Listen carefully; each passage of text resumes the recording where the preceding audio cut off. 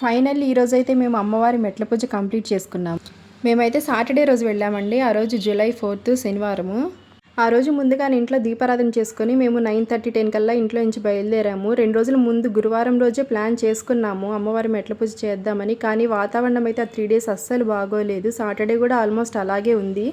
కానీ అమ్మ మీద భారం పెట్టేసి మేమైతే బయలుదేరాము. ఇక్కడ చూస్తున్నారు కదా, మేము ప్రకాశం బ్యారేజ్ సీతానగరం వైపు నుంచి వెళ్తున్నాము. ఒకవైపు అయితే మనకి ఇంద్రకీలాద్రి కనిపిస్తుంది, ఇంకొక వైపు అయితే విజయకీలాద్రి కనిపిస్తుంది.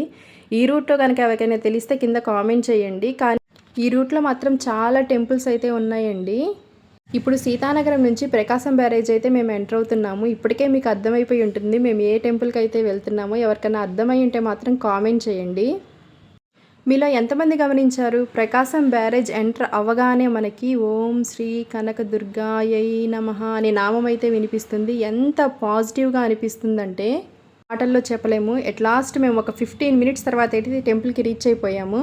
మెట్ల పూజ చేయాలి అనుకునే వాళ్ళు మాత్రం ఈ రూట్లో నుంచే వస్తారండి. ముందుగా ఇక్కడ మనం దీపారాధన చేసుకొని వినాయకుని దర్శనం, ఆంజనేయ స్వామి దర్శనం చేసుకొని మన మెట్ల పూజ స్టార్ట్ చేసే ప్లేస్ అయితే ఇదేనండి. ఇక్కడ నుంచే స్టార్ట్ చేస్తాము. మేమైతే ఇక్కడ దీపారాధన చేసుకొని ఫోన్స్ లాకర్లో పెట్టేశాము.